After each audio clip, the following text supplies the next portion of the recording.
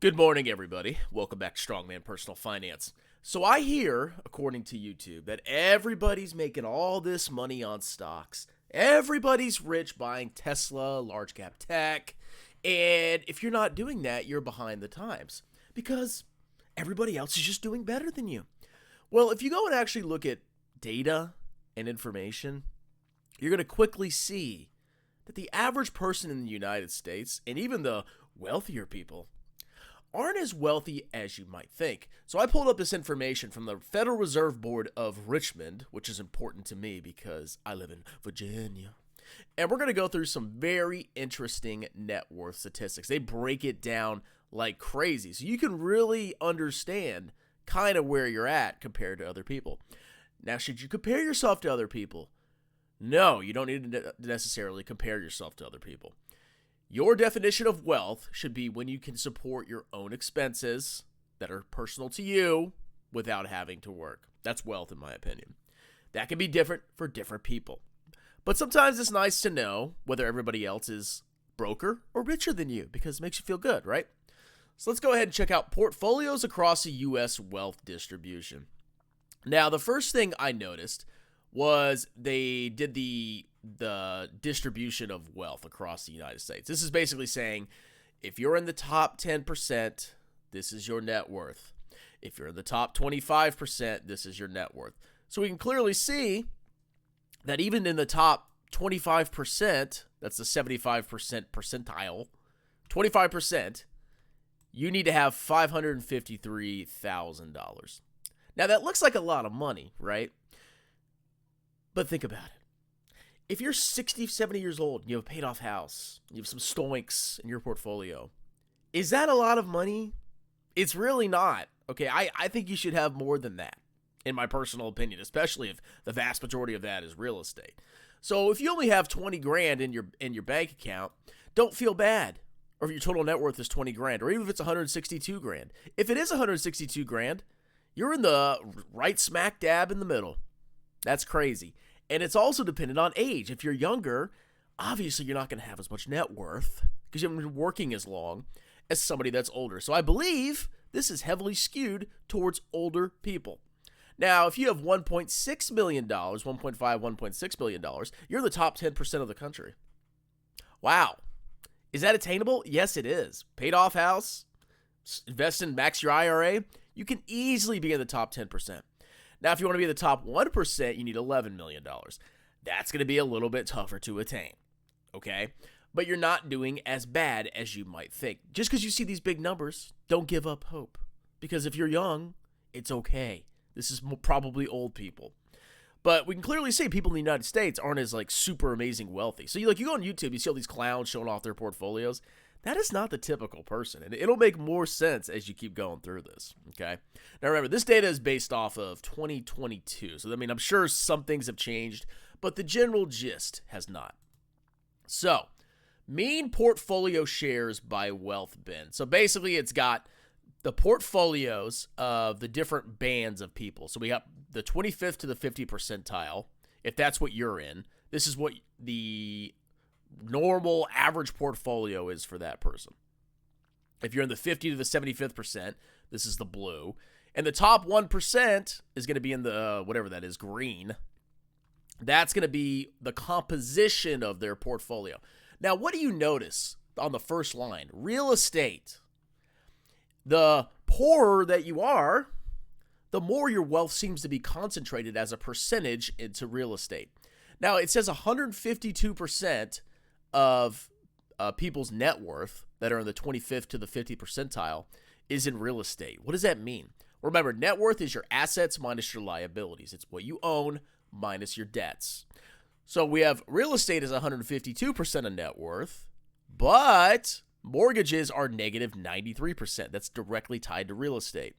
So if you take the real estate, 152 minus 93, roughly 60% of the average person's net worth is in real estate if you're in the 25th to the 50th percentile. That's a lot, okay? I argue that real estate wealth is not real wealth. That's right. Real estate, you can't access it I'm a homeowner. I probably have $100,000 of equity in my house that I bought 3 years ago. Oh, I made 4 years ago. I made $100K. Wow. Okay, well, how do I get that $100K? I have to sell my house and then go buy a new house or rent. Or I've got to take a home equity loan, which is borrowing against my house. That's how I get the money out of it. To me, that's not real wealth. It's just a number on a paper. If I had stocks, which I do, I could sell those. So, what's the lesson here? Basically, the poorer you are, or the lower you are on the band of wealth distribution in the United States, the more that your net worth is composed of your house. Look at the top 1%.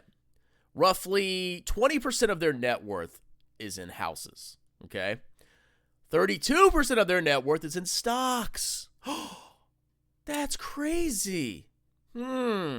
So the richer you are, it seems the more that you're invested in stocks.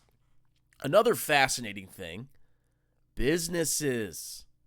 Oh my God, 41% of the average top 1% person's net worth is in their business. So buying stocks and starting a business seems like the real way to wealth in the United States now, doesn't it? Buying a house and paying it off, like old Dave Ramsey says, doesn't sound like the real way to wealth. That's just my personal opinion.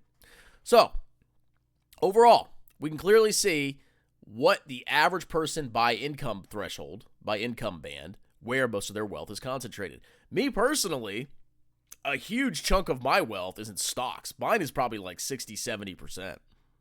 If you exclude my house, maybe even 80%. That's a vast majority of it. Businesses, I mean, okay, I've got a business. I do YouTube.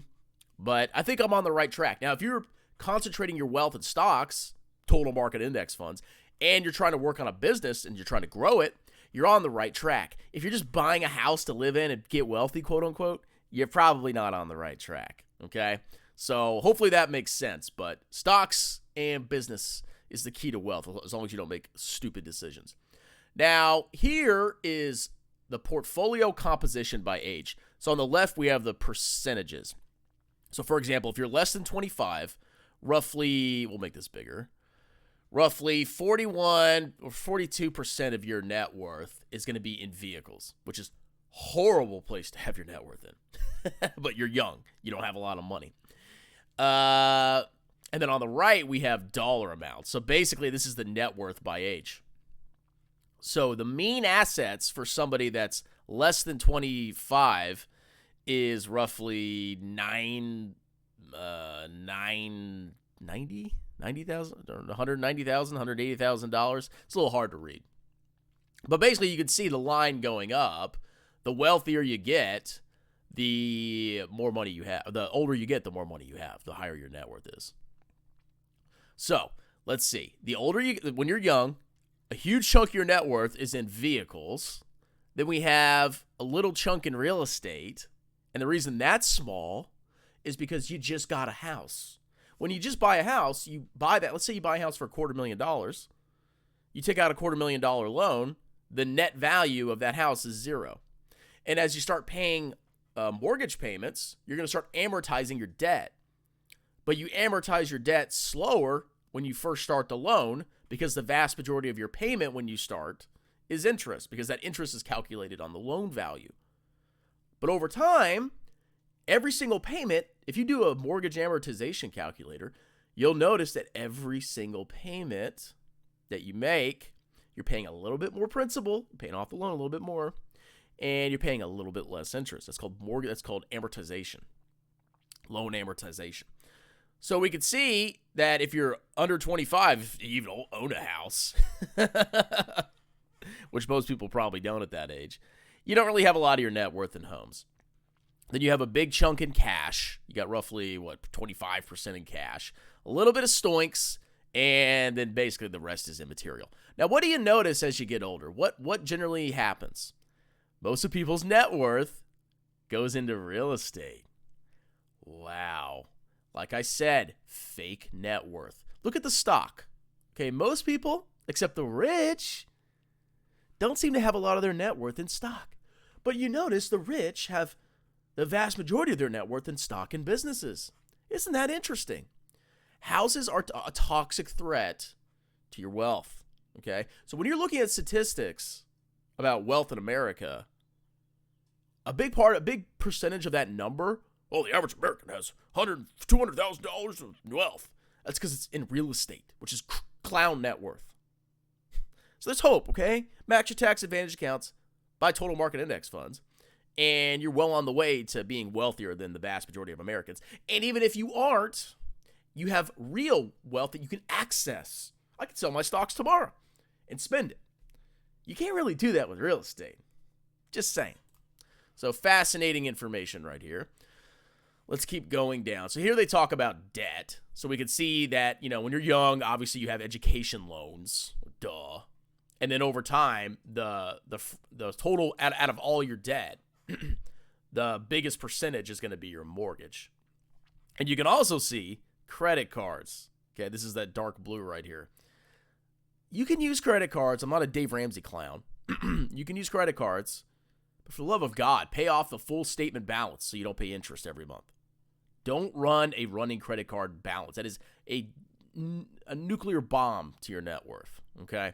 So this is composition of debt by age. It makes sense that as you get older, you're paying off your loans. And if you look at all your debt combined, most of it's going to be mortgages. It's kind of sad, though, that once you hit 65 and older and you don't have enough money saved, you see that the credit card debt as a percentage of all your wealth increases. That's probably because they have most of their wealth in real estate and they can't access the money. They're just living off Social Security. Crazy. Okay, and then we go into, race statistics. And obviously, you're going to see some discrepancies here. But we'll skip that. I don't want any drama in this video. Race coefficients. So that's basically the data, okay? So you can see where you fall on the wealth distribution. Remember that's also influenced by age massively. And I think the most important thing of all is that you shouldn't focus on just paying off your house. Because what do the rich do that? No. They buy stocks and start businesses. Paying off your house is stupid. I mean, you have to do it. But if you have a low interest rate loan, pay the regular payment. Ignore your equity. I have $100K of equity. I ignore it because it's worthless. It's useless. It's fake wealth. And focus on building real liquid wealth, especially in stocks. Okay? Hopefully you learned something. Have a wonderful day. Cheers.